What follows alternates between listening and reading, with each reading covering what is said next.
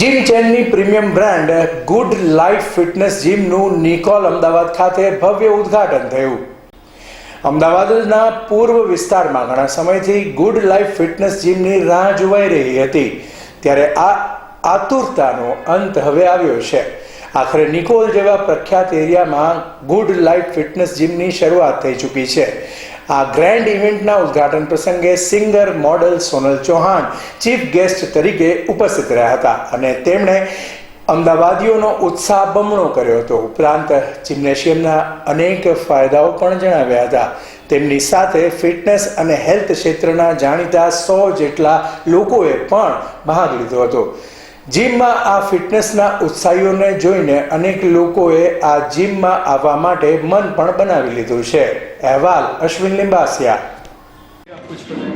आई think gym जाने का कोई भी गलत टाइम नहीं होता. There is always a right time.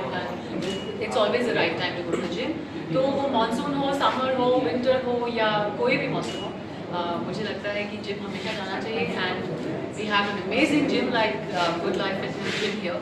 So I think सभी को यहाँ पर आना चाहिए. As a lady, womens are careless for their health, तो उनके लिए अब क्या बोलना चाहिए? डेफिनेटली बिकॉज वुमेन की लाइफ में बहुत सारी रिस्पॉन्सिबिलिटीज़ होती हैं. तो मुझे समझ आता है कि कभी कभी लगता है कि अब बहुत काम कर लिया, थोड़ा आराम कर लें.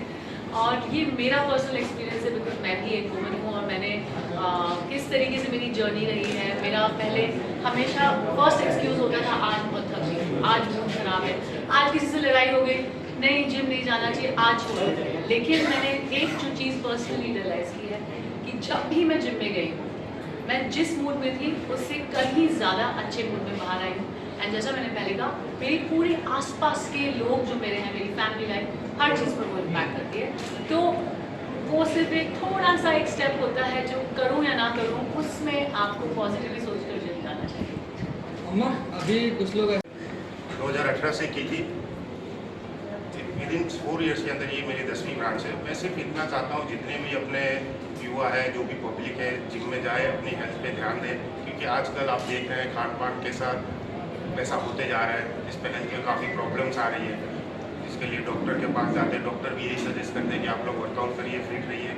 इसलिए मेरा गोल यही है कि अपने देश का हर एक नागरिक वर्कआउट करे और अपने फिटनेस पे ध्यान दें.